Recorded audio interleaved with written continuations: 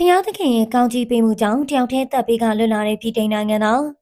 မနှက်ပြန်ဆိုတာမသိကြသလိုမျက်စိတမိတ်အတွင်းမှာပဲနောက်ဘဝကိုကူးသွားသလိုတန်တရားတကွေ့ကိုရောက်သွားနိုင်နေဆိုတော့စကားတွေရလို့ထင်ရပေမယ့်ကိုယ်တိုင်ကြုံတွေ့ခဲ့ရတဲ့ပြည်ထိုင်နိုင်ငံသားကတော့သူ့ရဲ့အတွေ့အကြုံကိုရှင်းဖွင့်လာခဲ့ပါတယ်။ဂျွန်လာဆန်နီယနေ့ကအိန္ဒိယလင်းရဲ့ပြတ်ကျမှုက